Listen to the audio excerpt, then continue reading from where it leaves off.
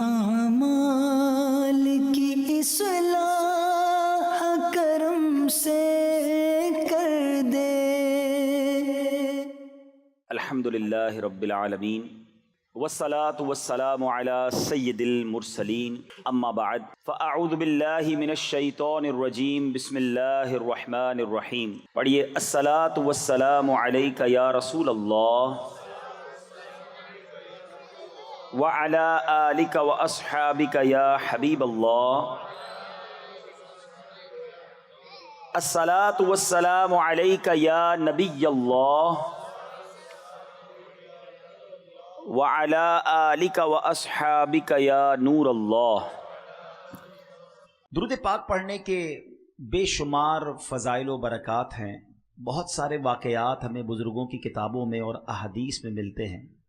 ایک بڑا ہی نرالا اور انوکھا واقعہ یہ حدیث کی کتابوں میں ملتا ہے کہ سیدنا عبد الرحمن بن عوف رضی اللہ تعالیٰ عنہ سے روایت ہے کہ ایک دن نبیوں کے سردار، مدینے کے تاجدار صلی اللہ تعالیٰ علیہ وسلم اپنے مبارک گھر سے باہر تشریف لائے اور ایک باغ کی طرف آپ نے رخ فرمایا، ایک باغ کی طرف تشریف لے گئے۔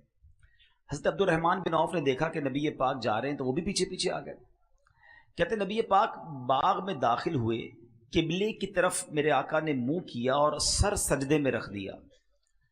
حضرت عبد الرحمن بن عوف نبی پاک کا دیدار دور سے کرتے رہے کہ آقا سجدے میں ہیں اور یہ دیدار کر رہے ہیں۔ بے قصوں کے مددگار سرکار عالی وقار صلی اللہ تعالیٰ علیہ وسلم نے بہت لمبا سجدہ کیا۔ حضرت عبد الرحمن بن عوف کہتے ہیں کہ مجھے یہ خوف ہوا کہ کہیں سجدے کی حالت میں ہی تو اللہ کریم نے ان کی کہیں روح قبض تو نہیں کر لی، اتنی دیر ہو گئی نبی پاک نے سر سجدے سے نہیں اٹھایا۔ تو کہتے یہی خیال آتی میں تھوڑا آگے بڑھا، تو اب جب میرے قدموں کی آواز نبی پاک علیہ الصلوۃ والسلام نے سنی تو میرے آقا علیہ الصلوۃ والسلام نے اپنا سر انور اٹھایا اور پوچھا کون ہے؟ میں نے عرض کیا یا رسول اللہ صلی اللہ علیہ وسلم عبد الرحمن۔ ارشاد فرمایا کیا کام ہے؟ میں نے عرض کیا یا رسول اللہ صلی اللہ علیہ وسلم آپ نے اتنا طویل سجدہ کیا، اتنا لمبا سجدہ کیا کہ مجھے خوف ہو گیا کہ کہیں اللہ تبارک و تعالیٰ نے آپ کی روح قبض تو نہیں فرما لی۔ تو عاشق زار کی محبت بھری بات سن کر، اپنے صحابی کی یہ پیاری بات سن کر اللہ کے حبیب علیہ الصلوۃ والسلام نے طویل سجدہ کرنے کی حکمت وجہ بیان فرمائی۔ فرمایا کہ میرے پاس جبریل امین آئے اور انہوں نے حاضر ہو کر بتایا کہ یا رسول اللہ صلی اللہ تعالیٰ علیہ وسلم اللہ پاک فرماتا ہے کہ اے محبوب صلی اللہ تعالیٰ علیہ وسلم جو آپ پر درود پاک پڑھے گا میں اس پر رحمت نازل فرماؤں گا، جو آپ پر سلام بھیجے گا میں اس پر سلامتی اتاروں گا۔ اس نعمت کا شکر ادا کرنے کے لیے میں نے اتنا طویل سجدہ کیا۔ اب یہاں دو باتیں سیکھنے والی ہیں۔ ایک تو یہ سمجھ آیا کہ درود پاک نعمت کتنی بڑی ہے، درود پاک پڑھنے والے کے وارے نیارے ہو جاتے ہیں۔ اللہ کی رحمتیں نازل ہوں، رب کی طرف سے سلامتی نازل ہو تو اور کیا چاہیے؟ اس پرفتن، اس خطرناک دور میں جب بلائیں ہیں، وبائیں ہیں، ٹینشنیں ہیں، پرابلمز ہیں، خوف ہے، اور ہر بندہ چاہتا ہے کہ وہ سیکیور رہے، صبح گھر سے جائے شام گھر خیر سے آئے، کاروبار پہ خیر رہے، گھر میں خیر رہے، فیملی میں برکت رہے، وہ کون سا طریقہ ہے جس سے مجھے یہ سیکیورٹی مل جائے؟ مجھے بتاؤ کہ جس کے سر پر رحمتوں کا سایہ رہے اسے پھر کیا پرابلم ہے؟ اور اللہ کی رحمت کس کے ساتھ ہے کہ جو ایک بار درود پاک پڑھے اس پر 10 رحمتیں نازل کی جاتی ہیں۔ تو پھر کیوں نہ چلتے پھرتے اٹھتے بیٹھتے گاڑی چلاتے موٹر سائیکل چلاتے جب فارغ وقت ملے بندہ درود پاک کا ورد کرتا رہے تاکہ سیکیورٹی، رحمتیں، برکتیں ساتھ رہیں۔ لیکن فضول باتوں کے لیے ٹائم ہمارے پاس گھنٹوں ہے، موبائل فون لے کے بیٹھیں گے پتہ نہیں کتنے گھنٹے نکل جائیں، گھڑی کا ٹائم بھی نہیں پتہ چلتا، ٹی وی آن کیا اب پتہ نہیں کب بند ہوگا۔ اتنا فضول اور گناہوں بھرا وقت لوگ گزارتے ہیں مگر ذکر و درود کے لیے ٹائم نہیں نکالتے۔ اس حدیث سے ایک اور بات سیکھنے کو ملی کہ درود پاک پر جو رحمتیں اور برکتیں ملنی ہیں، نبی پاک علیہ الصلوۃ والسلام اس سے کتنا خوش ہوئے کہ آقا نے اپنی امت کو ملنے والی اس نعمت پر طویل سجدہ کیا، شکر کا سجدہ کیا۔ امتی کا کام کیا ہے؟ ہمیں بھی تو سجدہ شکر ادا کرنا چاہیے کہ یا اللہ تیری رحمت ہے، اتنا تھوڑا سا کام کرتے ہیں اور تو اتنی رحمتیں نازل فرماتا ہے، تیری اس نعمت پر ہم بھی شکر ادا کرتے ہیں۔ اور تیسری بات کہ نبی پاک کو ہم سے پیار کتنا ہے، ہم سے محبت کتنی ہے، درود آقا پر پڑھیں، رحمتیں ہم پر نازل ہوں گی، سلامتی ہمیں ملے گی، اور آقا اس کے شکرانے میں سجدہ کر رہے ہیں۔ تو پھر ہم کیوں نہ درود پاک سے پکی اور سچی محبت کر لیں۔ شعبان کا مہینہ یاد رہے کہ اس مہینے کو ماہ درود بھی کہتے ہیں۔ جی ہاں، کیونکہ جو درود پاک کی مشہور آیت ہے نا، آیت درود جس کو کہتے ہیں، ان اللہ وملائکتہ یصلون علی النبی یا ایھا الذین آمنوا صلوا علیہ وسلموا تسلیما، مل کر پڑھیں، صلی اللہ علی النبی الامی وآلہ صلی اللہ علیہ وسلم صلاۃ و سلاما علیک یا سیدی یا رسول اللہ۔ یہ آیت درود بھی شعبان میں نازل ہوئی ہے۔ اور شعبان کے بارے میں میرے آقا کیا فرماتے ہیں؟ شعبان الشہری، شعبان میرا مہینہ ہے، یہ مہینہ آقا کا، یہ مہینہ درود کا مہینہ۔ پھر کیوں نہ ہم درود پاک کی کثرت اپنی عادت بنائیں۔ تو آئیے مل کر نیت کرتے ہیں کہ انشاءاللہ ہم نبی پاک علیہ الصلوۃ والسلام کی بارگاہ میں روزانہ کثرت کے ساتھ درود پاک پڑھیں گے۔ صلو علی الحبیب صلی اللہ تعالی علی محمد صلی اللہ علیہ وسلم۔ آج جو میرا بیان ہے اس کو آپ نے بہت غور سے سننا ہے۔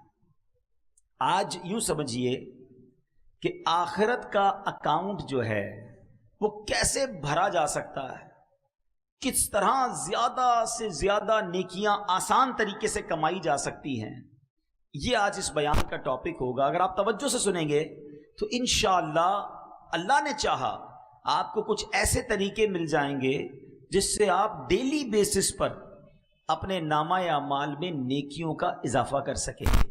دیکھیں عقل مندی کیا ہے، پہلے یہ سوچئے۔ لوگ کہتے ہیں یار فلاں برتھ ڈے آج میری، 20ویں برتھ ڈے، 30ویں، 40ویں، انجوائے کرتے ہیں، پارٹی کرتے ہیں۔ حقیقت پتہ کیا ہے کہ جب برتھ ڈے آتی ہے نا، اس کا مطلب یہ ہے کہ ہماری زندگی کا 1 سال کم ہو گیا۔ ہر گزرنے والا دن ہم اپنی موت کے قریب ہو رہے ہیں نا۔ عقل مندی کیا ہے کہ جب ہم اپنی موت کے قریب ہوتے جا رہے ہیں، امتحان کا دن قریب آ رہا ہے، تو ہماری تو نیکیاں بڑھنی چاہیے نا۔ اللہ کی بارگاہ میں پیش ہونا ہے تو ہم ہر گزرنے والے دن کے ساتھ ہمارے نیکیوں میں اضافہ ہونا چاہیے۔ مگر بدقسمتی یہ ہے کہ دن گزر رہے ہیں، قریب ہو رہا ہوں موت کے، آخرت کے، مگر لگتا ایسا ہے کہ ہر روز اکاؤنٹ مائنس میں جا رہا ہے، گناہ بڑھ رہے، نیکیوں میں کمی ہے۔ تو اگر یہی حال رہا تو پھر تو گناہ کا انبار لگ جائے گا، نیکیاں تو ہوں گی نہیں ہاتھ میں، بنے گا کیا میرا؟ تو آج کے بیان میں ہم نے یہ سمجھنا ہے کہ ہمارے اسلاف بزرگان دین شب و روز کیسے گزارتے تھے، اور ان کے ذہن میں کیسا یہ بات ذہن میں بیٹھی ہوئی تھی کہ آخرت کی تیاری کو فوکس کرنا ہے۔ حضرت رابعہ بصریہ رضی اللہ تعالیٰ عنہ، بہت بڑا نام ہے، یہ ایسی خاتون ہیں جو ولیہ ہیں، 2 صدی ہجری کی مشہور ولیہ۔ آپ رحمت اللہ تعالیٰ علیہ، اللہ پاک اور اس کے پیارے حبیب علیہ الصلوۃ والسلام سے بڑی محبت کرنے والی اور خوف خدا میں رونے والی، عبادت گزار، شب بیدار خاتون تھی۔ آپ نے 50 سال ایسے گزارے کہ نہ بستر پر لیٹ کر آرام کیا، نہ تکیے پر سر رکھا۔ آپ کی خادمہ حضرت عبدہ بنت شوال رحمت اللہ تعالی علیہا فرماتی ہیں کہ حضرت رابعہ ساری رات نماز میں مصروف رہتی، صبح فجر سے پہلے مصلی پر لیٹ جاتی، کچھ ہی دیر کے بعد گھبرا کر اٹھتی اور خود سے کہتی، نفس تو اس ناپائیدار دنیا میں کب تک سوتا رہے گا؟ دنیا تو تنگی کا گھر ہے، پھر یہاں اتنی نیند کیوں؟ آج کچھ دیر جاگ لے، نیکیاں کبا لے، قبر میں میٹھی نیند سو جانا، وہاں قیامت تو کوئی نہیں جگائے گا۔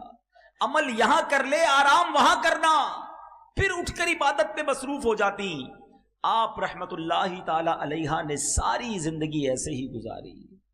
شاعر کہتے ہیں نا، جاگنا ہے جاگ لے، افلاک کے تلے، جاگنا ہے جاگ لے، افلاک کے سائے تلے، حشر تک سوتا رہے گا، خاک کے سائے تلے۔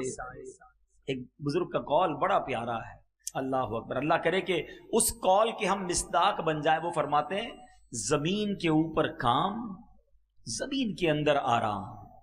زمین کے اوپر ایسا کام کر لو میٹھے اسلامی بھائیوں کہ جب زمین کے اندر جائیں نا تو وہاں جو خوش نصیب ہوں گے نا، جن سے اللہ راضی ہوگا، ان کو فرشتے پتہ کیا کہیں گے؟ نم کا نومۃ العروس، سو جا کہ جیسے دلہن سوتی ہے. بس قیامت تک اس کے مزے ہوں گے. حضرت رابعہ بصریہ فرماتی ہیں کہ ایک رات سحری کے وقت میں نے کچھ تسبیحات پڑھی، پھر سو گئی. خواب میں دیکھا کہ ایک ہرا بھرا درخت ہے جو اتنا بڑا ہے اور حسین ہے کہ میں بیان ہی نہیں کر سکتی. کمال کی جگہ تھی. اس پر 3 قسم کے پھل لگے تھے. میں نے کبھی دنیا میں ایسے پھل نہیں دیکھے. کچھ پھل سفید تھے، کچھ سرخ تھے، کچھ زرد تھے، اور سب اس درخت میں چاند سورج کی طرح چمک دمک رہے تھے. فرماتی ہے کہ مجھے وہ درخت بڑا اچھا لگا. میں نے پوچھا یہ کس کا ہے؟ تو کہنے والے نے کہا یہ آپ کا ہے، اور جو ابھی آپ نے تسبیحات پڑھی ہیں اس کا بدلہ ہے. یہ اللہ کا ذکر کر رہی تھی نا، یہ اس ذکر کا بدلہ ہے. تو فرماتی ہے میں درخت کے ارد گرد گھومنے لگی کہ میرا درخت ہے. تو دیکھا کچھ پھل زمین پر گرے ہوئے تھے. تو آپ نے کہا کہ کاش یہ پھل بھی درخت پر موجود ہوتے تو کتنے اچھے لگتے. تو کہا کہ یہ وہیں لگے ہوئے تھے، مگر جب تسبیح پڑھتے ہوئے آپ سوچنے لگی نا اپنے آٹے کے بارے میں کہ آٹا صحیح گوندا تھا کہ نہیں گوندا تھا، خیال تھوڑی دیر کے لیے ڈسٹرب ہوا تھا، یہ اس وقت یہ والے پھل نیچے گر گئے تھے. اس سے سیکھنے کو کیا ملا میٹھے اسلامی بھائیوں؟ عبادت اللہ کی رضا کے لیے اور صحیح خشوع و خضوع کے ساتھ کی جائے، اس کا مرتبہ، اس کا ثواب، اس کا اجر ہی اور ہے. اور عبادت کرتے ہوئے دھیان ہی کہیں اور ہے. ہمارا تو حال یہ ہے کہ نماز پڑھیں تو ساری فیکٹری کا حساب چل رہا ہوتا ہے، پورا دن کیسے گزارا، بلکہ نمازی میں یاد کر رہے ہوتے سلام پھیر کے فلاں فلاں کو فون بھی کرنا ہے. ہاں سلام پھیرتی فوراً فون اٹھاتا ہے بندہ، یاد آیا نماز میں یار پیسے لینے باقی تھے، فلاں نے ٹائم دیا تھا. سب نماز پڑھ رہے ہیں اللہ کی بارگاہ میں اور دھیان کہیں اور ہے. اصل میں پہلے نا ہمیں یہ سمجھنا ہوگا شیطان کیا چاہتا ہے. جب تک ہم اپنے دشمن کے وار نہیں سمجھیں گے نا ہم انڈرسٹینڈ نہیں کر سکیں گے. شیطان پہلے یہ چاہتا ہے ہم عبادت نہ کریں، نہ نماز پڑھیں، نہ روزہ رکھیں، نہ مسجد میں جائیں، نہ صدقہ دیں، نہ خیرات دیں. ٹھیک ہے، وہ تو یہ چاہتا ہے کہ معاذ اللہ ہم بڑے بڑے گناہ کریں، بدکاری کریں، شراب پئیں، جوا کھیلیں، قتل کر دیں، بڑے بڑے گناہ کروانا چاہتا ہے. وجہ کیا ہے؟ شیطان اللہ کی بارگاہ سے مردود ہو چکا ہے، گارنٹیڈ جہنمی ہے. وہ چاہتا ہے میں اکیلا کیوں جاؤں، میں ان کو بھی ساتھ لے کے جاؤں، ان کا ایمان برباد کروں. اچھا جب وہ دیکھتا ہے نا کہ یار یہ بندہ تو دعوت اسلامی کے ماحول میں آ گیا ہے، مذہبی ہو گیا ہے، نمازی ہو گیا ہے، اب وہ دیکھتا ہے میں اس سے نماز نہیں چھڑوا سکتا. ہاں ایک کام ہو سکتا ہے کہ اس کی نماز میں خیالات ڈال دوں، اس کی نماز میں اس کو ڈسٹرب کرنا شروع کر دوں. یہ مسجد میں جا رہا ہے ہفتہ وار اجتماع میں، تو وہاں جا کر بھی اس کو کہوں یار موبائل نکال، چھوڑ، بیان کا کیا کرنا ہے. ابھی بھی لگے ہوئے ہوں گے کچھ لوگ موبائل پہ. اچھا خیالات کہیں اور ہوں گے، تھوڑی دیر بعد اٹھائے گا کہ چل یار مزہ نہیں آ رہا باہر چلتے ہیں. وہ نیکی سے رکواتا ہے. سمجھو بات کو، اول تو نیکی نہیں کرنے دیتا، ہم کر لیں اب اسے ڈسٹرب کرتا ہے، اب اس کو برباد کرنے کی کوشش کرتا ہے. صدقہ خیرات دینے کو جی نہیں چاہتا، زکوٰۃ دینے کو جی نہیں چاہتا. اب جس کا دل چاہا اس نے دے دی. اب شیطان کہتا ہے یار اس نے تو نیکی کر لی، اس نے تو اللہ کی راہ میں خرچ کر لیا، اب اس کا صدقہ ڈسٹرب کیسے ہوگا، اب اس کی زکوٰۃ برباد کیسے ہوگی. اب شیطان دل میں خیال ڈالتا ہے ذرا لوگوں کو بتانا تو نے کتنے پیسے دیے، چندہ کتنا دیا، کتنی بڑی نیکی کی. اچھا جس کو دیا اس کو ذرا جتا، یاد ہے نا میں نے چندہ دیا تھا، بھول تو نہیں گیا تیری مدد کی تھی. اس وار کو سمجھو میٹھے اسلامی بھائیوں، اتنا مردود، اتنا مکار ہے کہ پہلے نیکی نہیں کرنے دیتا اور نیکی کر لیں تو بچنے نہیں دیتا. اور ہم ہیں کہ اس کی ہاتھ میں کھیلتے جا رہے ہیں. دیکھیں صدقے کیسے برباد ہوتے ہیں، میں نہیں کہتا، قرآن کہتا ہے یا ایھا الذین آمنوا لا تبطلوا صدقاتکم بالمن والاذی. اے ایمان والو اپنے صدقے باطل نہ کرو. صدقے کیسے باطل ہو جاتے ہیں بھائی؟ میں نے تو مسجد میں پیسے دیے، رسید مل گئی، پیسے تو پہنچ گئے، باطل کیسے ہو گئے، ختم کیسے ہو گئے، نل اینڈ وائڈ کیسے؟ قرآن کہہ رہا ہے نا اے ایمان والو اپنے صدقے باطل نہ کرو. کس طرح؟ بالمن والاذی، احسان جتا کر یا تکلیف پہنچا کر. اور یہ کر رہے ہوتے ہیں ان ڈیلیبریٹلی یا ڈیلیبریٹلی، دانستہ و غیر دانستہ ہی چل رہا ہوتا ہے. میں نے اپنے ملازم کی بچی کی شادی کرا دی ہے, میں نے اس کو گھر دلا دیا ہے. بھائی یاد ہے نا, تو فقیر تھا, غریب تھا, نوکری والا آیا تھا چپل پہن کر تیرے کو کاروبار پہ چڑھا دیا, آج لینڈ کروزر, آج گاڑی آ گئی, بھول تو نہیں گیا مجھے؟ وہ جو آپ نے اس وقت اس کے ساتھ بھلائی کی تھی, یہ جملہ کہہ کر سب ضائع کر دیا. صرف ضائع نہیں کیا, الٹا دل دکھا کر گناہ بھی کما لیا. اور شیطان کامیاب ہو گیا کہ اس کا صدقہ بھی گیا, اس کا ثواب بھی گیا, اس کی نیکی بھی گئی, اور الٹا گناہ گار ہو گیا. اور ہمیں پتہ بھی نہیں چلتا. نمازیں پڑھ کر دوسروں کو حقیر جان رہے ہوتے ہیں.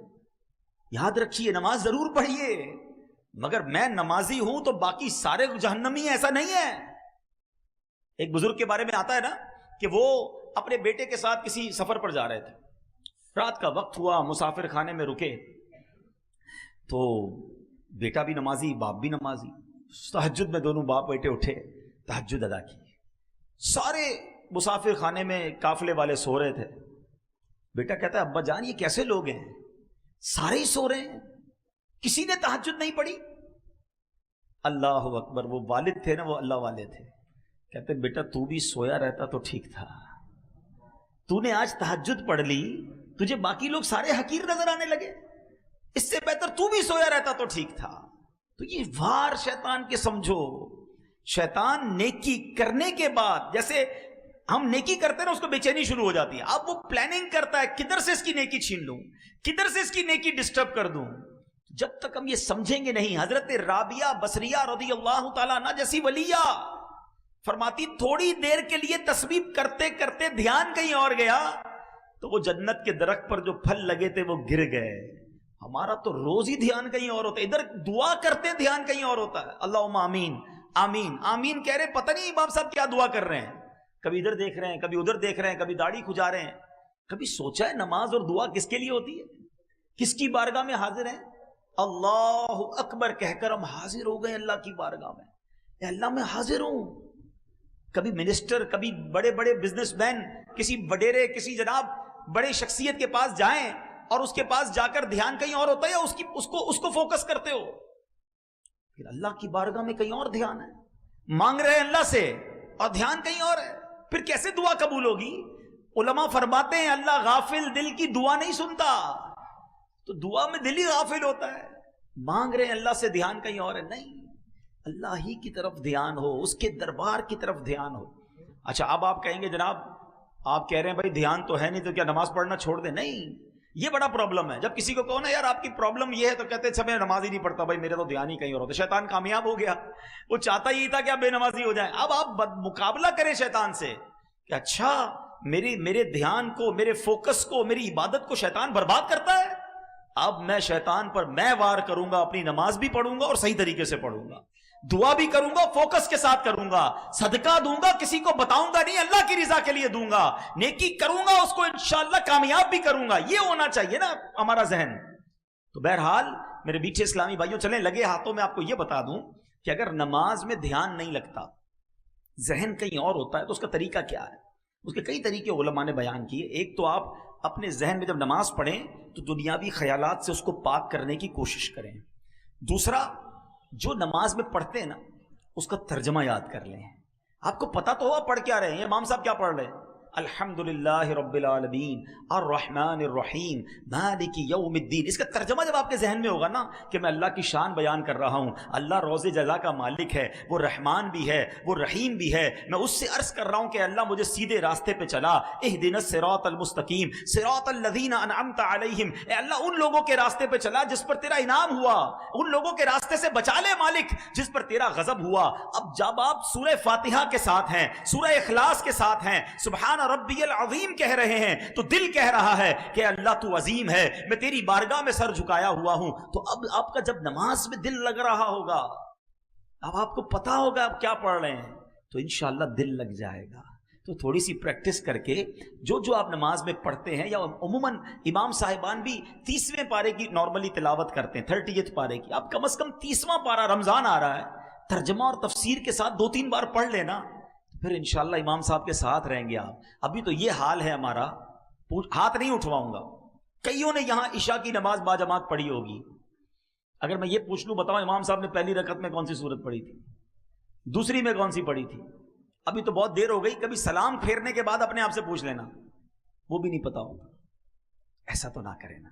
کاروبار میں دھیان ہے، گھر میں دھیان ہے، اسکول میں سب چیزوں میں پکا دھیان ہے. ایک ایک بندے کا بیلنس پتا ہے، کس سے کتنے مانگتا ہوں. شاید دینے والوں کا نہیں پتا ہوگا، لینے والوں کا سب کو پتا ہے. وہ غلطی کرتا ہم پکڑ لیتے، نہیں بھائی اتنے تھے، تم نے اس تاریخ کا وعدہ کیا تھا. اگلا 1 مہینے بعد پیسہ دینے کی وعدہ کرے، اس سے 3 دن پہلے سے دماغ میں ریمائنڈر آنا شروع ہو جاتا ہے، 15 تاریخ آنے والی ہے، 12 ہو گئی ہے، 15 کو پیسے دینے اس نے اپنے کو. اتنا یاد ہے آپ کو.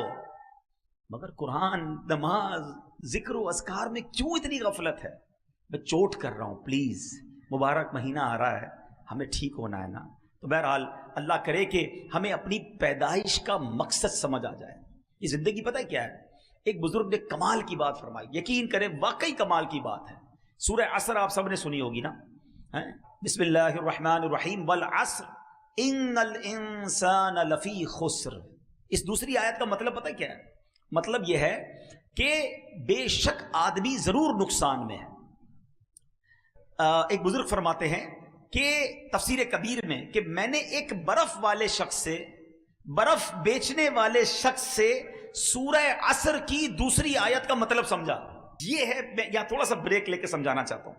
جس کا مائنڈ سیٹ آخرت کی فکر کرنے کا ہوتا ہے نا، وہ دنیا کے تجربات سے آخرت کا کوئی درس لیتا ہے. جس کا ذہن ہی نہیں ہے تو وہ غفلت میں ہی رہتا ہے. مثال کے طور پہ ایک بزرگ کے بارے میں آتا ہے کہ وہ بڑا زبردست کپڑا بناتے تھے. کپڑا سیا، تیار کیا، کپڑے کے بیپاری تھے. وہ ایک کپڑا سیل کرنے مارکیٹ میں گئے، اپنا بنا کے کپڑا. تو جو کپڑا خریدنے والا تھا نا، اس نے جب کپڑا دیکھا تو اس نے کہا آپ کی تو سلائی میں پرابلم ہے. وہ ماہر تھا، ماسٹر تھا، ایکسپرٹ تھا. سلائی میں صحیح نہیں ہے، کلر اسکیم بھی صحیح نہیں ہے، مثال دے رہا ہوں، اس کی سائز بھی ٹھیک نہیں ہے. وہ بتاتا گیا. اس بزرگ نے رونا شروع کر دیا، زاروں کتار رونے لگ گئے. تو اس نے کہا بھائی آپ رو کیوں رہے ہیں؟ آپ کا کپڑا میں خرید لیتا ہوں، ناراض تو نہ ہوں، میں تو جو چیزیں وہ بتا رہا ہوں. کہتے میں اس لیے نہیں رو رہا کہ تم نے میرے کپڑے کے عیب نکالے ہیں، میں اس لیے رو رہا ہوں کہ میں نے یہ کپڑا اپنے طور پہ پرفیکٹ بنایا تھا، مگر جب یہ کپڑا کسی ماہر کے ہاتھ میں آیا تو اس نے میرے عیب نکالنا شروع کر دیے. تو میں نے تو اپنے طور پہ نمازیں ٹھیک پڑھی ہیں، روزے صحیح رکھے ہیں، صدقے خیرات بھی کیے ہیں. اللہ کی بارگاہ میں قیامت کے دن گیا، اور اگر رب نے کہا کہ تیرے سجدے قبول نہیں ہیں، ان میں اخلاص نہیں تھا، تیرے صدقے بیکار ہیں، تو اس میں نیت کچھ اور تھی، میں اپنے طور پہ ٹھیک کر رہا ہوں اعمال، اگر اللہ کی بارگاہ میں گیا اور وہاں یہ سب ریجیکٹ ہونا شروع ہوا تو میرا کیا بنے گا؟ یہ تھا دماغ، یہ ذہن تھا آخرت کی تیاری کا کہ کپڑا ریجیکٹ ہوا تو قیامت یاد آ گئی. ادھر گھر میں میت ہوتی ہے تو موت یاد نہیں آتی ہے، ادھر باپ کا انتقال ہوتا ہے اور گھر والے ٹی وی دیکھ رہے ہوتے ہیں، تیسرے دن نمازیں قضا ہو رہی ہوتی ہیں، ادھر ہمارے سامنے آخرت کی یاد دلانے والی بات ہوتی ہے، پھر بھی آخرت نہیں سوچتے ہیں. اور بزرگان دین سنو کیا کہتے ہیں. بزرگ کہتے ہیں میں نے برف والے سے سورہ عصر کی دوسری آیت کا مطلب سمجھا. ایسا کیا کہا تھا برف والے نے؟ سنو برف والا کیا کہتا. وہ کیا کہتا ہے؟ کہتے ہیں میں نے برف والے کے بارے میں سنا، وہ آواز لگا رہا تھا، برف ریڑھی پہ بیچ رہا تھا اور آواز لگا رہا تھا ارحموا من یذوب رأس مالہ. وہ کیا کہتا تھا؟ لوگوں اس شخص پر رحم کرو جس کا سرمایہ پگھل رہا ہے. برف والا یہی کہتا ہے خرید لو ورنہ پگھل جائے گا. کہتے ہیں میں سمجھ گیا ان الانسان لفی خسر. اس کا مطلب یہی ہے کہ زندگی برف کی طرح پگھل رہی ہے، جو اس میں نیکی نہ کمائے گا وہ نقصان میں رہے گا. برف والا صبح برف لے کے نکلتا ہے نا، اس کو پتہ ہے شام تک یا تو بیچوں گا یا پگھل جانی ہے. میٹھے اسلامی بھائیوں، میری اور آپ کی زندگی بھی یہی ہے. we don't know کب چلے جائیں گے. اگر آپ اس کو امیجنیشن کے ذریعے سمجھنا چاہیں نا، تجربے کے طور پہ کہہ رہا ہوں کہ پیدا ہوئے نا تو ہمارے ہاتھ میں ایک ایک برف کا بلاک دے دیا گیا ہے. کسی کے پاس 50 سال کا ہے، کسی کے پاس 40 سال کا ہے، کسی کے پاس 25 سال کا ہے. برف روز پگھل رہی ہے. ہو سکتا ہے ہم میں سے کسی کی برف کل ختم ہونے والی ہو، آج ختم ہونے والی ہو، اور ہم ہیں کہ احساس ہی نہیں ہے. پگھل رہی ہے، روز پگھل رہی ہے، اور ہم نیکیاں کہاں کما رہے ہیں. حالانکہ میرے میٹھے اسلامی بھائیوں، اللہ کریم نے ہمیں کیوں پیدا کیا ہے. شاعر کیا کہتا ہے، پہلے سنو پھر قرآن کی آیت سناتا. ہو رہی ہے عمر بسلے برف کم، ہو رہی ہے عمر مثل برف کم، رفتہ رفتہ چپکے چپکے دم بدم، ہر دن برف کی طرح کم ہو رہی ہے۔ مجھے اور آپ کو رب نے کیوں بنایا ہے ہم جانتے ہیں، پیسے کمانے کے لیے، بڑا نام بنانے کے لیے، کاروبار چمکانے کے لیے، اور جناب ڈگریاں حاصل کرنے کے لیے، اس لیے بنایا ہے؟ آئیے قرآن سے پوچھتے ہیں، اے رب کے کلام تو ہماری رہنمائی فرما، ہمیں کریٹ کیوں کیا گیا، انسان کو بنایا کیوں گیا؟ اللہ کریم قرآن میں فرماتا ہے وَمَا خَلَقْتُ الْجِنَّ وَالْإِنسَ إِلَّا لِيَعْبُدُونِ، بے شک اور میں نے جن اور آدمی اتنے ہی اس لیے بنائے کہ میری بندگی کریں۔ اللہ فرماتا ہے جن اور آدمی کس لیے بنائے؟ کہ میری عبادت کریں۔ معلوم ہوا انسانیت اور عبادت لازم اور ملزوم، یعنی آپس میں جڑے ہوئے ہیں۔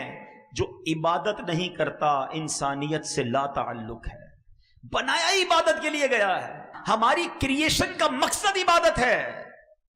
اب آتے ہیں سولوشن کی طرف۔ میں نے آپ کو شروع میں ایک بات کہی تھی کہ آج کے بیان میں کچھ ایسے فارمولے دینے ہیں کہ جو بڑے آسان ہیں اور اس پر عمل کر کے انشاءاللہ ہم بھی عبادت گزاروں میں شامل ہو جائیں گے۔ میں آج دو باتوں کو پہلے ڈیفائن کر چکا کہ مجھے اور آپ کو بنایا کیوں گیا ہے، اللہ کی عبادت کے لیے۔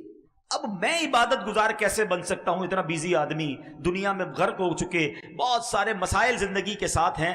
اب غور سے میرے کچھ فارمولے سنتے جائیے اور اس کو امپلیمنٹ اپنی لائف میں کرنے کی نیت کرتے جائیے۔ پہلا نسخہ کیا ہے کہ جس سے ہم اللہ کے قریب ہو سکتے ہیں اور عبادت میں ہمارا دل لگ سکتا ہے؟ وہ یہ ہے کہ ہمیں وقت کی قدر کرنی ہے، اور زیادہ سے زیادہ اگر ہم نیکیوں کو کرنا چاہتے ہیں نا تو پہلا نسخہ یہ ہے کہ گناہ چھوڑ دیں۔ ہم نماز پڑھتے بھی ہیں اور ساتھ حرام کام بھی کر رہے ہیں، تو گناہ چھوڑنا، اپنے اسٹیپ کو اللہ کی طرف بڑھانا ہے نا، قدم بڑھانا ہے، عبادت کی طرف اپنا دل لگانا ہے، تو پہلے گناہ چھوڑ دیں، کیونکہ گناہوں کی یہ آگ ہمیں تباہ و برباد کر دے گی۔ حضرت امیر المومنین عمر فاروق اعظم رضی اللہ تعالیٰ فرماتے گناہ اگرچہ ایک ہو مگر اپنے ساتھ 10 برائیاں لاتا ہے۔ ابھی میں نے آپ کو عبادت کے فضائل بتائے نا، اب گناہ کی برائیاں سنو۔ لوگ کہتے ہیں یار تھوڑا سا ہی گناہ کرتا ہوں، ایک دو ہی بری عادتیں، سنو ایک گناہ کیا کیا لاتا ہے۔ نمبر 1، گناہ کرنے والا اللہ پاک کو غضب دلاتا ہے۔ نمبر 2، شیطان ملعون کو خوش کرتا ہے۔ نمبر 3، جنت سے دور، اور نمبر 4، جہنم کے قریب ہو جاتا ہے۔ نمبر 5، اپنی سب سے پیاری چیز یعنی اپنی جان کو تکلیف میں ڈالتا ہے۔ نمبر 6، اپنے باطن کو ناپاک کرتا ہے۔ نمبر 7، اعمال لکھنے والے فرشتوں کرامن کاتبین کو تکلیف دیتا ہے، ان کو گناہ لکھنا پڑتا ہے نا، گندی بات، بری بات لکھنی پڑتی ہے۔ نمبر 8، پیارے آقا علیہ الصلوۃ والسلام کو روضہ انور میں تکلیف پہنچاتا ہے، رنجیدہ کرتا ہے۔ نمبر 9، زمین و آسمان اور تمام مخلوق کو اپنی نافرمانی پر گواہ بناتا ہے۔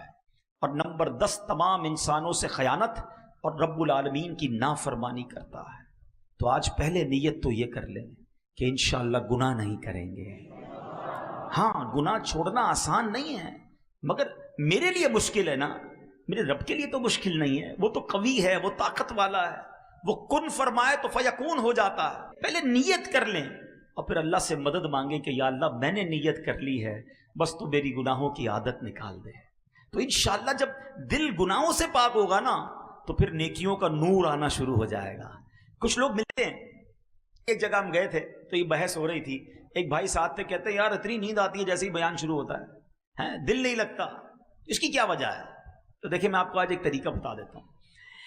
ہم کبھی بخار ہوتا ہے، آپ کو بھی ہوتا ہوگا، تو بخار میں ہمیں اپنا پسندیدہ کھانا بھی اچھا نہیں لگتا، جو بڑا پسند سے کھاتے ہیں نا وہ بھی کڑوا لگتا ہے، کھانا تو کھانا، گھر والے بھی اچھے نہیں لگتے، تو ہم کیا کرتے ہیں، کھانا کھانا چھوڑ دیتے ہیں یا گھر والوں کو بھگا دیتے ہیں۔ ہم کو پتہ ہے یار بیمار ہیں، تھوڑے دنوں کے لیے منہ کڑوا رہے گا، دوائی کھاتے رہیں گے، آہستہ آہستہ آہستہ جیسے ہی بیماری دور ہوگی نا، دوائی کھانے کا مزہ آنا شروع ہو جائے گا، موڈ اچھا ہو جائے گا۔ ایسا ہی ہوتا ہے۔ تو جب کسی کو نماز میں دل نہ لگے، تلاوت میں دل نہ لگے، اجتماع میں دل نہ لگے، کسی درود پاک پڑھے تو بوریت ہونے لگے، تو وہ سمجھ لے کہ اندر بیماری ہے، گناہوں نے دل کالا کیا ہوا ہے۔ اب کیا کرنا ہے؟ اب یہ نیکی کرتے رہنا ہے، یہ دوائی کھاتے رہنا، انشاءاللہ گناہ چھوڑ دینا اور نیکی کرتے رہنا۔ ایک دن آئے گا جس دن یہ بیماری صاف ہوگی نا، ہر سجدہ برکت دینا شروع کر دے گا۔ دعا میں آنسو بہنا شروع ہو جائیں گے، درود کی لذت ملنا شروع ہو جائے گی، تلاوت میں رکت ملنا شروع ہوگی۔ ابھی کیوں نہیں مل رہی؟ اس لیے نہیں مل رہی کہ دل میں گڑبڑ ہے، مجھے دوائی بھی جاری رکھنی ہے، پرہیز بھی جاری رکھنا ہے۔ میرے رب کی جس دن رحمت ہو گئی انشاءاللہ میرا دل نمازوں میں لگ جائے گا، پھر مجھے بہت مزہ آئے گا۔ اور جس دن یقین کرو جس کو عبادت میں لطف آنے لگ گیا نا، اس کے وارے نیارے ہو گئے، کیونکہ اب وہ عبادت ایسے کر رہا ہوگا جیسے لوگ اپنے دوستوں کے ساتھ انجوائے کر رہے ہوتے ہیں۔ وہ سجدوں کو انجوائے کرے گا، وہ دعاؤں کو انجوائے کرے گا، وہ تلاوت کے مزے اٹھائے گا۔ ایک بزرگ کہتے ہیں مجھے پہلے سمجھ نہیں آتا تھا کہ لوگ ساری رات، اللہ والے حضرت رابعہ بصریہ کے بارے میں ہم نے سنا، ساری رات کیسے عبادت کرتے تھے، نوافل پڑھتے رہتے تھے، ان کو بوریت اور تھکن کیوں نہیں ہوتی تھی؟ کہتے اب سمجھ آ گیا، اب جب میں لوگوں کے ہاتھ میں موبائل دیکھتا ہوں اور بچوں کو، نوجوانوں کو دیکھتا ہوں ساری رات موبائل پر بیٹھے ہوتے ہیں، کوئی تھکن نہیں لگتی، ان کا دل موبائل میں لگا ہوا ہے، رات کا پتہ نہیں چلتا۔ ان کا دل عبادت میں لگا تھا، انہیں بھی رات کا پتہ نہیں چلا۔ میں ایک دعا کیا کرتا ہوں تحدیث نعمت کے لیے، آپ کو کہتا ہوں آپ بھی یہ دعا کیا کریں کہ اللہ میرا دل عبادت میں لگا دے اور عبادت کا مزہ دے دے۔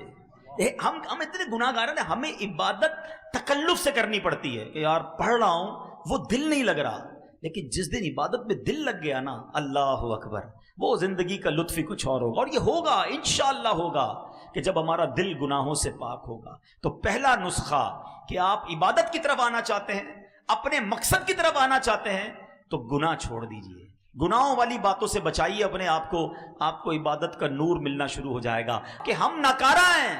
ہم اللہ سے ہی مدد مانگے، اللہ تو عبادت کی توفیق دے، تو سجدوں کی توفیق دے، تو ہمیں گناہوں سے بچا لے۔ سیکنڈ فارمولا، دوسرا نسخہ وہ یہ ہے کہ ہمیں فضولیات سے اپنے آپ کو بچانا ہوگا۔ یہ جو اپنے فضول اپنی ٹائم ضائع کرنے والے کام رکھے ہوئے ہیں نا، خاص طور پہ آج کل تو ایسا لگتا ہے ہمارا سب سے زیادہ زندگی کا ٹائم ہمارا موبائل لے جاتا ہے، یا موبائل لے جاتا ہے، یا فضول ہماری گپ شپ، آپ کے یہاں کہتے ہیں کچہری، وہ کچہری چائے کی لگی تو 2 گھنٹے کی لگی، بھائی 2 گھنٹے میں کون چائے پیتا ہے یار، باقی دنیا بھر کی بحث کرنی ہے۔ ارے بھائی ساری دنیا کی پنچاک، آج کل ڈالر کا ریٹ کیا ہے، $1 نہیں ہے جیب میں پھر بھی ڈالر کا ریٹ پوچھنا ہے، تیل کتنے کا ہو گیا ہے، آج کل جناب کون سی ملک کی کرنسی کدھر پہنچ گئی، تم نے کاروبار کرنا ہے اس گلی کا پتہ پوچھنا کیوں جدھر جانا نہیں ہے، اسی میں گھنٹوں لگ گئے، امریکہ میں کیا ہو رہا ہے، یورپ میں کیا ہو رہا ہے، کرونا میں کتنے مر گئے، وہ بھائی آپ کو کیا کس بات کی پنچات ہے؟ اتنی دیر میں کچھ اللہ کا ذکر کر لو، کچھ درود پاک پڑھ لو، کوئی آخرت کی تیاری کر لو۔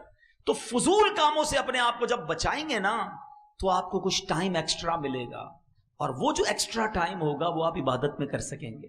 اللہ کرے ذہن بن جائے نا۔ مثال دیتا ہوں، آپ کہیں گئے، کسی نے کہا یار ذرا 7-8 منٹ بیٹھیے گا میں آ رہا ہوں، ہم کہتے ہیں ٹھیک ہے کوئی بات نہیں۔ اب 8 منٹ کا وہ کہہ کر گیا، ہم کیا کریں گے 8 منٹ میں موبائل نکالیں گے۔ اب وہ 18 منٹ بعد بھی آیا نا، میں ٹینشن نہیں، ہمارا موبائل چل رہا ہے، پتہ نہیں کیا کیا دیکھ رہے ہیں۔ حالانکہ نیکیوں کا ذہن ہوتا نا اور وقت بچانے کا ذہن ہوتا تو اسی موبائل میں قرآن ڈاؤن لوڈ کیا ہوتا، 8 سے 10 منٹ میں سورہ یاسین جو پڑھ لے اسے 10 قرآن پاک کا ثواب ملتا ہے۔ 8-10 منٹ تو لگتے ہیں نا، حدیث پاک کا مضمون ہے، جو سورہ یاسین پڑھتا اس کو 10 قرآن پاک کا ثواب ہے۔ وہ 10 منٹ بٹھا کر ہمیں آیا، ہم نے 10 قرآن پاک کا ثواب کما لیا۔ دیر سے تسبیح نکالوں یار، 100 بار درود پاک نہ پڑھ لوں یار، 5 منٹ کا بریک ملا ہے تو۔ اللہ کرے کہ یہ ذہن بنے کہ ہم فضول کاموں سے بچے۔ اتنا ٹائم ہم ضائع کرتے ہیں، اگر آپ کو یقین نہیں آتا نا تو آپ کبھی پیپر پہ بیٹھ کے اپنا ٹائم لکھیں کہ یار میں نے آج پورے دن میں، ٹھیک ہے نوکری کریں، کاروبار کو ٹائم دیں، فیملی کو ٹائم دیں، نمازیں پڑھیں، اس کے علاوہ وہ گھنٹے گنے جس میں آپ نے کچھ نہیں کیا، تو پھر اندازہ ہوگا کہ یار میں نے کتنا زندگی کا وقت ضائع کر دیا۔ تو ذکر و درود کرتے رہیے، فضول باتوں سے اپنے آپ کو بچائیے۔ اے کاش ہم یہ جو ہے ہمارا ذہن بن جائے۔ کامل مسلمان وہ ہے جو ایسے کام، ایسی حرکات و سکنات سے بچے جو اس کے لیے دین یا دنیا میں مفید نہ ہو، وہ کام یا کلام کرے جو اسے دنیا میں مفید ہو یا آخرت میں۔ سبحان اللہ، اللہ کرے کہ یہ بات سمجھ آ جائے کہ دنیا کا فائدہ ہے یا آخرت کا ہے، وہ کام تو کروں، نہ دنیا کا فائدہ نہ آخرت کا فائدہ، صرف ضائع کر رہا ہوں، یہ نہیں ہونا چاہیے۔ اپنی سانسوں کی گنتی کو سمجھیے، یہ اللہ پاک نے بڑی نعمت دی ہے، اب ہماری مرضی ہم ان کو کیسے ضائع کرتے ہیں۔ تیسرا نسخہ، پہلا کیا تھا؟ گناہ چھوڑ دے، دوسرا فضول کاموں سے اپنے آپ کو بچائے۔ اب تیسرا نسخہ کیا ہے کہ ہم اپنے جو مباح کام ہے نا، چلنا پھرنا، اٹھنا بیٹھنا، چائے پینا، کھانا کھانا، ان مباح یعنی جائز کاموں کو نیکیوں میں کیسے کنورٹ کر سکتے ہیں۔ سبحان اللہ، وہ کیسے کور ہوگا؟ وہ ہے اچھی نیت۔ یہ ایسی نرالی سوغات ہے کہ بندہ اچھی نیت کی وجہ سے بغیر عمل کے بھی ثواب کا مستحق ہو جاتا ہے. اللہ کے حبیب علیہ الصلوۃ والسلام فرماتے ہیں جس نے نیکی کا ارادہ کیا اس پر عمل نہ بھی کر پایا تو اس کے لیے ایک نیکی لکھ دی جاتی ہے. نیت اچھی تھی نا, اچھی اچھی نیتیں کر لیا کریں. اچھا, ایک عمل میں کئی نیتیں کی جا سکتی ہیں. اگر تھوڑا سا رک کر نیکی کرنے کا, اچھی نیت کرنے کا ذہن بن جائے نا, اللہ پاک امیر اہل سنت کو سلامت رکھے, اتنا نیت کے بارے میں سمجھاتے ہیں. مثال کے طور پہ آپ اجتماع میں آئے, ابھی کی بات کر لیتے ہیں, آپ میں سے کوئی آیا بھائی بیان سنوں گا, اس کو ایک ثواب ملے گا. کسی نے نیت کی یار میں ذکر بھی کروں گا, 2 نیتیں ہو گئیں. میں تو دعا بھی کروں گا, 3 نیتیں ہو گئیں. اب میں اجتماع کے بعد مسلمانوں سے ملاقات بھی کروں گا, 4 نیتیں ہو گئیں. سلام میں پہل کروں گا, 5 نیتیں ہو گئیں. اجتماع میں اگر گیا اور وہاں کسی مسلمان نے راستہ پوچھا تو راستہ بھی بتا دوں گا, 6 نیتیں ہو گئیں. 2 مسلمانوں میں جھگڑا ہوا, اگر ہونے لگا تو سلو کروا دوں گا, 7 ہو گئیں. کسی نے کوئی مسئلہ پوچھا آتا ہوا بتا دوں گا, 8 نیتیں ہو گئیں. ہو سکتا ہے اجتماع میں جنازہ آ جائے, اگر جنازہ آیا تو جنازہ بھی پڑھ لوں گا, 9 نیتیں ہو گئیں. اگر آپ کا نیت کا ذہن ہے تو آپ گھر سے چلے اجتماع کے لیے ہیں, مگر ہر قدم پر ہر لمحے 10 12 کام کی نیتیں کی, 10 12 کاموں کا ثواب ملنا شروع ہو گیا. اور یہ میں نہیں کہہ رہا, سیدی اعلیٰ حضرت امام اہل سنت لکھتے ہیں جس کا مفہوم یہ ہے کہ بندہ جو گھر سے نماز کے لیے چلتا ہے, وہ جب گھر کے سے نماز کے لیے چلتا ہے نا تو ہر قدم پر ایک نیکی ملتی ہے, ہر دوسرے قدم پر ایک گناہ معاف ہوتا ہے. اعلیٰ حضرت نے نماز پڑھنے کے لیے جانے کے لیے 40 نیتیں لکھی ہیں. جو ان 40 نیتوں پر عمل کر لے, نیت کر لے, اب گھر سے چلے گا ہر قدم پر 40 نیکیاں ملیں گی. تو ہم اچھی نیتیں کرنے کی عادت ڈالیں تو یہ بڑا آسان سا کام ہے, لیکن ہمارے نامہ یا مال میں ملٹیپلیکیشن ہونا شروع ہو جائے گا. اگلا نسخہ یہ ہے کہ ہم کہتے ہیں ایک تیر سے 2 شکار, اس کی عادت ڈال لیں. ہاتھ کام کرتے ہیں نا, نوکری کر رہے ہیں, کاروبار کر رہے ہیں یا کچھ بھی کر رہے ہیں, زبان تو فارغ ہے نا, تو چلتے پھرتے اٹھتے بیٹھتے اللہ اللہ اللہ اللہ اللہ اللہ کرتے رہیں. سبحان اللہ سبحان اللہ سبحان اللہ, الحمدللہ الحمدللہ الحمدللہ, اللہ اکبر اللہ اکبر اللہ اکبر, لا الہ الا اللہ لا الہ الا اللہ, ولا حول ولا قوت الا باللہ. یہ وہ وظائف ہیں احادیث میں جس کی ترغیب دی گئی ہے. سبحان اللہ و بحمدہ سبحان اللہ العظیم, یہ وہ عظیم وظیفہ ہے جو نبی پاک فرماتے ہیں 2 کلمے ہیں جو زبان پر ہلکے ہیں, میزان پر بھاری ہیں, اور اللہ کو بڑے پسند ہیں. وہ کون سے ہیں؟ سبحان اللہ و بحمدہ سبحان اللہ العظیم. تو اگر میرا یہ ذہن بن جائے کہ میری نیکیوں کا میٹر جاری رہے تو زبان کو اچھے کام میں لگائے رکھو, اللہ رسول کا ذکر کرتے رہا کرو, انشاءاللہ نیکیوں کا میٹر جاری ہوگا. پورا دن کاروبار کر کے, نوکری کر کے یہ حساب تو کرتے ہو آج کتنے کمائے, کبھی یہ بھی حساب کر لو کہ آج جنت میں کتنے درخت لگائے, آج کتنی کروڑوں نیکیاں آپ ایک دن میں کما سکتے ہیں. اگر آپ کا یہ ذہن بن جائے کہ میں نے اپنی زبان کا پرفیکٹ یوز کرنا ہے. ایک بزرگ کے بارے میں آتا ہے 40 سال تک آپ نے روٹی نہیں کھائی, ستو پیتے تھے. تو کسی نے کہا حضرت آپ روٹی کیوں نہیں کھاتے؟ کہ روٹی کو چبانے اور ستو کو پینے میں نے فرق دیکھا کہ میں 90 تسبیحات زیادہ کر سکتا ہوں. تو میں نے سوچا روٹی چبانے میں ٹائم کیوں ضائع کروں, ستو پی کر بھی پیٹ بھر جاتا ہے, 90 تسبیح اور پڑھ لیتا ہوں. مگر ادھر پورا دن گزر جاتا ہے, درود کی ایک تسبیح نہیں ہوتی ہے, کلمہ پاک کی ایک تسبیح نہیں پڑھتے ہیں. حدیث میں آیا افضل الذکر لا الہ الا اللہ, بہترین افضل ذکر ہے. کتنی بار پڑھا؟ نہ کریں ایسا. یہ سانسوں کی خدارا اہمیت محسوس کریں. قیامت کے دن ایسا نہ ہو کہ پچھتاوا ہو کہ کاش فضول وقت نہ گزارتا, اللہ رسول کا ذکر کر لیتا. ایک اور بڑا پیارا نسخہ علماء نے بتایا کہ بندہ دعا کرنے کا عادی ہو جائے. نبی پاک کا انداز پتہ ہے نا, پیارے آقا کھانا کھانے سے پہلے کی دعا, کھانے کے بعد کی دعا, دودھ پینے کی دعا, پانی پینے کی دعا, پانی کے بعد کی دعا, استنجا خانے میں جانے کی دعا, فارغ ہو کر باہر آنے کی دعا, گھر میں جانے کی دعا, باہر آنے کی دعا, مسجد میں جانے کی دعا, باہر نکلنے کی دعا. یہ کیا ہے؟ یہ نبی پاک قدم قدم پر دعائیں کرتے تھے.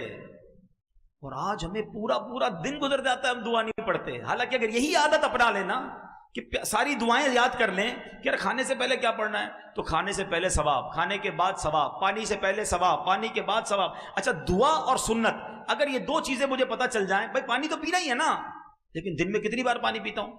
اگر سنت کے مطابق پیوں تو ہر بار پانی پینے کا ثواب ہے. چپل تو پہننا ہی ہے, سنت کے مطابق پہنوں, چپل پہننے کا ثواب. لباس تو پہننا ہی ہے, سنت کے مطابق پہنوں, لباس پہننے کا ثواب. اگر یہ ذہن بن جائے کہ یار میں پورے دن میں کیسے عبادت بڑھا سکتا ہوں اور بغیر کسی بڑی ایفرٹ کے, کیا محنت کرنی ہے, سیدھے پیر سے چپل پہنے یا الٹے پیر سے پہنے, اتنا ہی ٹائم لگنا ہے. مگر ہر سنت پر اگر سنت کی نیت سے عمل کر لوں اور اس سے پہلے دعا بھی پڑھ لوں الدعاء مخ العبادہ، حدیث پاک میں ہے دعا عبادت کا مغز ہے۔ اچھا ڈبل فائدہ ہوگا، دعا کا ثواب الگ ملے گا، کام میں برکت اور آ جائے گی۔ جس کام کو شروع کرنے سے پہلے بسم اللہ پڑھی، دعا کر لی، کام بھی اچھا ہو جائے گا، کھانے میں بھی برکت رہے گی، پیٹ بھی خراب نہیں ہوگا، اور جناب عبادت بھی جاری رہے گی۔ اصل چیز مائنڈ ہے۔ جس طرح دنیا کمانے کے لیے دماغ چلتا ہے، اگر نیکیاں کمانے کے لیے دماغ چل جائے نا تو پھر تو نیکیاں ہی نیکیاں ہیں، کمال ہے، آسان نیکیاں ہیں۔ ایک بڑی پیاری کتاب بھی ہے مکتبۃ المدینہ کی، آسان نیکیاں، اس کو پڑھے تو حیران ہو جاتا ہے بندہ کہ یار اتنے چھوٹے عمل سے اتنا بڑا ثواب۔ میں اگر ایسی کوئی کتاب بتا دوں آسان پیسے کمانے کا نسخہ، شاید وہ کتاب ہی ختم ہو جائے گی مکتبے پہ۔ او ہو بتاؤ بھائی، ایک دن میں لاکھ روپے کیسے کماتے ہیں، محنت بھی نہ کرنی پڑے۔ میں آپ کو بتاتا ہوں ایک دن میں کروڑوں نیکیاں کما سکتے ہیں بھائی۔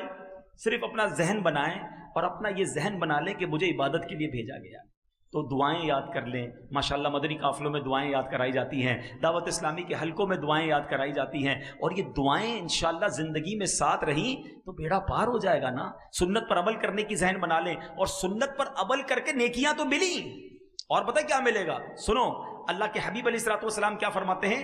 نبی پاک علیہ الصلوۃ والسلام فرماتے ہیں کہ جس نے میری سنت سے محبت کی اس نے مجھ سے محبت کی، اور جس نے مجھ سے محبت کی وہ میرے ساتھ جنت میں جائے گا۔ اب بتاؤ نا، اللہ کے حبیب کے ساتھ جنت میں چلے گئے تو بیڑا پار ہو گیا نا۔ تو بہرحال میرے میٹھے اسلامی بھائیوں، آج میں جو مختصر وقت میں جو بیان میں بات سمجھانا چاہتا تھا، اللہ کرے کہ یہ ذہن بن جائے کہ ہم نے اپنی زندگی کو ضائع نہیں کرنا ہے۔ اب تو مبارک مہینہ رمضان کا آ رہا ہے، اس مہینے میں بھی عبادت بڑھا دیں، اگلے مہینے میں بھی اپنے ذہن کو یہ بنائیں کہ مجھے عبادت کے لیے بھیجا گیا ہے، اور آپ عبادت کرو گے نا اللہ کو راضی کرو گے۔ لوگ کہتے ہیں یار ہم دین کی طرف زیادہ آ جائیں گے تو دنیا کا کیا ہوگا؟ میرے پیچھے اسلامی بھائی مجھے ایک بات بتائیں، آپ اللہ کی عبادت نہیں کر رہے، یا کوئی شخص ایسا ہے جو اللہ کی نافرمانی کر رہا ہے، اللہ اسے روزی دے رہا ہے، اس کا روزگار چل رہا ہے، وہ اللہ کی فرما برداری کی طرف آ جائے گا تو کیا اللہ تعالیٰ روزگار روک لے گا؟ خود سوچے نا، وہ رحمان الدنیا والآخرہ ہے، وہ خالق دنیا بھی ہے، آخرت کا بھی مالک ہے۔ ارے جب ہم اسے راضی کر لیں گے، اس نے دنیا بھی اچھی کر دینی ہے، اس نے آخرت بھی اچھی کر دینی ہے۔ تو بس اپنی زندگی کا یہ مقصد بنائیں، اور الحمدللہ آج کے اس پرفتن دور میں دعوت اسلامی کا مدنی ماحول ہے جو ہمیں پکڑ پکڑ کر ہماری آخرت کی یاد دلاتا ہے، ہمیں ہماری زندگی کا مقصد بتاتا ہے کہ کس لیے پیدا کیے گئے ہیں۔ تو آئیے اس مدنی ماحول میں آ کر آپ خوب نیکیاں کما سکتے ہیں۔ آپ کو ماشاءاللہ اگر زیادہ نیکیاں کمانی ہے نا تو آپ دعوت اسلامی میں آ جائیں۔ اجتماع میں دیکھیں کتنی چیزیں سیکھنے کو ملتی ہیں۔ پھر ذکر کی، اب اتنے سارے لوگ ذکر کریں گے، ہر ذکر پر ثواب ملے گا۔ دعا کریں گے، آمین کہتے جائیں گے، برکتیں بھی ملتی جائیں گی، دعا کا ثواب بھی ملنا شروع ہو جائے گا۔ پھر صلاۃ و سلام ہوگا تو صلاۃ و سلام کا ثواب ملے گا۔ اس کے بعد یہ سیکھنے سکھانے کے حلقے، اس میں الگ ثواب ملے گا۔ خوش نصیب یہاں آرام کریں گے، ساری رات اعتکاف کا ثواب ملے گا۔ تہجد پڑھیں گے، تہجد کا ثواب ملے گا۔ پھر فجر کی جماعت ہوگی، پھر فجر، یعنی آپ سوچیں کہ ایک رات میں کتنا بڑا پیکج ہمیں ہر جمعرات اجتماع میں مل جاتا ہے۔ پھر کتنے خوش نصیب ہیں جو مدنی قافلوں میں سفر کرتے ہیں، 3 دن میں کتنی ساری نیکیاں کما کے آئیں گے، 1 ماہ میں کتنی نیکیاں کما کر آئیں گے۔ تو اللہ کرے کہ نیکیاں کمانے کا، نیکیوں حاصل کرنے کا ذہن ہمارا بن جائے، تو پھر انشاءاللہ یہاں بھی خیر ہے، وہاں بھی خیر ہے۔ ایک بات آخر میں کہہ دیتا ہوں، اگر دنیا میں غریب ہونا تو کم از کم آخرت میں تو غریب نہ رہو یار۔ وہاں تو امیر ہو جاؤ، وہاں تو باغات لگا لو، وہاں تو جنت میں محل لگا لو۔ اس سے بڑا بدنصیب کون ہوگا جو ادھر بھی بیچارہ تکلیف میں رہ رہا ہے اور ادھر کے لیے بھی کچھ نہیں بھیجا۔ اور اگر دنیا میں امیر ہو، مالدار ہو، سکھ میں رہ رہے ہو، تو پھر تو وہاں سکھ کی زیادہ ضرورت ہے نا۔ ادھر نرم بستر ہو اور ادھر مار پڑنی ہو، ادھر نرم اور بڑے شاندار بیڈ روم ہو اور قبر میں کیڑے ہوں، تو کیا فائدہ ان بیڈ رومز اور ان گھروں کا؟ مزہ یہ ہے کہ تمہیں اللہ نے ادھر بھی گھر اچھے دیے ہیں، اب ادھر بھی گھر اچھے تیار کر لو۔ یہ ذہن جس دن بن گیا نا کہ میں نے ادھر بھی چین سے رہنا ہے، ادھر بھی محل تیار کرنا ہے، ادھر بھی اپنے باغات بنا لینے ہیں، ادھر بھی خوب صدقہ خیرات کر کے اپنا بینک بیلنس جمع کر لینا ہے، تو پھر خیر ہے، پھر زندگی بہت اچھی ہے۔ آخری ایک واقعہ سناتا ہوں اور پھر ہم انشاءاللہ بیان کو کنکلوڈ کرتے ہیں۔ یہ میسج سمجھ لیں آج کا۔ ایک ملک میں ایک بادشاہ نے بڑا عجیب کمپٹیشن کروایا۔ اب بادشاہ ہوتا ہے، اس کی مرضی۔ اس نے کہا ذرا چیک کرو میرے ملک میں سب سے بڑا بے وقوف کون ہے، ہو از دا بگیسٹ فول ان اور کنٹری۔ بادشاہ کا فرمان تھا، وزیروں نے مقابلے کرانا شروع کر دیے۔ عجیب و غریب مقابلے ہوئے، بہرحال مقابلے میں ایک بندہ جو ہے نا وہ سلیکٹ ہو گیا کہ یہ پورے ملک میں سب سے بڑا بے وقوف ہے. ٹھیک ہے، بادشاہ کے سامنے لائے کہ بادشاہ سلامت، ہم نے چیک کر لیا ہے، اس بندے سے بڑا بے وقوف کوئی نہیں. اچھا چیک کر لیا؟ کہاں چیک کر لیا؟ بادشاہ نے اپنے گلے سے سونے چاندی کی مالا اتاری، اس بے وقوف کے گلے میں پہنا دی. بے وقوف خوشی خوشی گھر چلا گیا، جیت گیا، ونر. تھوڑے دیر بعد اس بے وقوف کو پتا چلا کہ بادشاہ سلامت بہت بیمار ہو گئے، شدید بیمار تھا. تو بے وقوف پہنچ گیا بادشاہ کے پاس کہ بادشاہ سلامت سنا آپ بڑے بیمار ہو گئے ہیں. کہتا ہاں یار بہت بیمار ہو گیا، اب تو یہ جہان چھوڑ کے جا رہا ہوں. کہتا اچھا کہیں اور جا رہے ہیں؟ تھا تو بے وقوف، اس کو نہیں پتا مرنا کیا ہوتا ہے، قبر کیا ہوتی ہے. کہیں اور جا رہے ہیں؟ ہاں میں دوسری دنیا میں جا رہا ہوں. اچھا بادشاہ سلامت یہ بتائیے آپ کہیں اور جا رہے ہیں، ادھر تو اتنا بڑا محل، زبردست کمرے، جدھر جا رہے ہیں ادھر محل بنا لیا؟ بادشاہ کہتا ہے ادھر تو جھونپڑی بھی نہیں بنائی ہے. کہا اچھا. بادشاہ سلامت میں دیکھتا ہوں آپ کے پاس اتنے سونے جواہرات، مجھے خود آپ نے اتنی بڑی قیمتی مالا دی تھی، جدھر جا رہے ہیں ادھر پیسے بھجوا دیے؟ بادشاہ سلامت کہتا ہے میں نے تو ادھر ایک روپیہ بھی نہیں بھجوایا، پھوٹی کوڑی بھی نہیں ادھر. اچھا بادشاہ سلامت میں دیکھ رہا ہوں آپ کے آگے پیچھے غلام، کنیز، خادمائیں، سرونٹ، اسٹاف، جدھر جا رہے ہیں ادھر خادم وغیرہ بھجوائے کہ نہیں؟ بادشاہ کہتا ہے ادھر تو کوئی نہیں ہے میری خدمت کرنے والا. اس بے وقوف نے پتہ کیا کیا؟ اپنی مالا اتاری اور بادشاہ کے گلے میں ڈال دی. کہ حضور پھر تو مجھ سے بڑے بے وقوف آپ ہوئے نا. آپ کو پتہ ہے ادھر جانا ہے، نہ گھر بنایا، نہ پیسے بھجوائے، نہ کسی غلام خادم کو بھجوایا، تو مجھ سے بڑے بے وقوف تو آپ ہوئے. وہ بے وقوف تو بات کر گیا، یہ فرضی خاکہ ضرور ہوگا، میں ہمارے لیے کتنا بڑا میسج ہے. حیدرآباد میں گھر بن گیا، جنت میں بنا کہ نہیں؟ ادھر پیسے بہت، ادھر ہیں کہ نہیں؟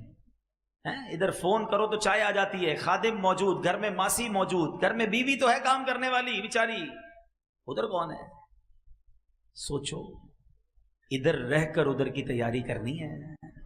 ایکسٹرا ٹائم نہیں ملے گا کہ جناب مرنے کا ٹائم آ گیا اب ذرا آخرت کی تیاری کر لیں. نہیں، آگاہ اپنی موت سے کوئی بشر نہیں، سامان 100 برس پل کی خبر. پلیز سمجھو بات، ادھر تیاری کر لو کہ ادھر بھی چین سے رہو.